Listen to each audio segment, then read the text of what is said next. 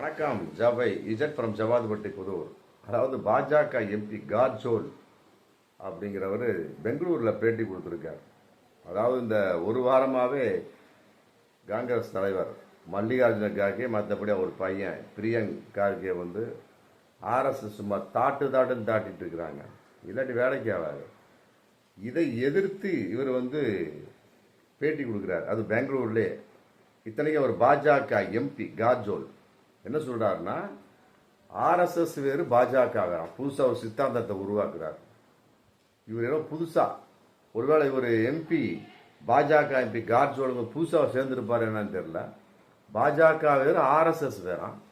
நீங்கள் எதிர்க்க வேண்டியது பாஜகவை, ஆர்எஸ்எஸ் கிடையாது. நீங்க எதுக்கு ஆர்எஸ்எஸ் குறை சொல்லிட்டு இருக்கீங்க? ஆர்எஸ்எஸ் நீங்க எதிர்த்து விமர்சனம் பண்ணிட்டு இருக்கிறீங்க. ஏன்னா இது எந்த வகையில் நியாயம்? சோனியாவையும் ராகுல் காந்தி திருப்திப்படுத்துறது நீங்க பண்றீங்களா? அதே சொல்றதுல நீங்கள் எதிர்த்து பேச வேண்டியது மோடியை, மோகன் பகத்தை அல்ல அப்படி விளக்கம் சொல்றார். Right, okay.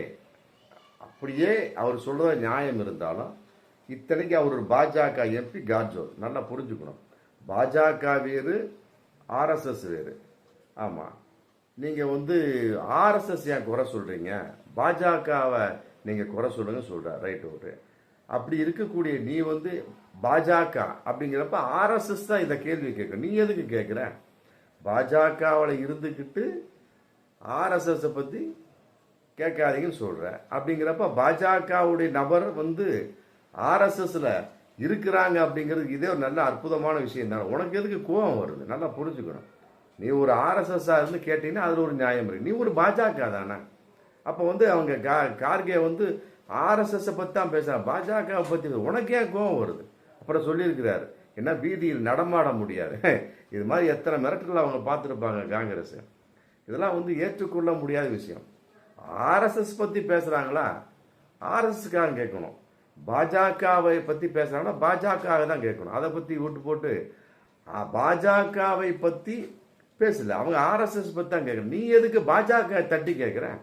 அப்படிங்கிறப்ப உனக்கு அந்த ஆர்எஸ்எஸ் உணர்வு இருக்குன்னு தான் அர்த்தம் ஆகுது. அப்ப நீயும் ஆர்எஸ்எஸ் காரன் தானே. அப்ப பாஜக ஆர்எஸ்எஸ் ஒண்ணு தானே. நல்லா எங்க சொருகுது பாருங்க. இல்ல இவங்கெல்லாம் வாயை கொடுத்து மாட்டிக்கிறது. இதுதான் நுணலும் தன் வாயால் கெடு அப்படி பெருசா வியாக்கியானம் பேச வேண்டியது. அப்ப கொப்பம் வாயில இதை கொப்பம் குருதுக்கு நம்மளே மாட்டிக்க வேண்டியது. இதுல இருந்தே தெரியுது ஆர்எஸ்எஸ் பாஜக ஒண்ணுன்னு. அப்புறம் என்னத்தை நீ புது சித்தாந்தத்தை பண்ண போற? எம்பி கார்ஜோவை பார்த்து நான் கேட்கிறேன். ஏற்றுக்கொள்ள முடியாத சித்தாந்தம் இதெல்லாம் பழகி போன சித்தாந்தம். இதெல்லாம் காங்கிரஸ்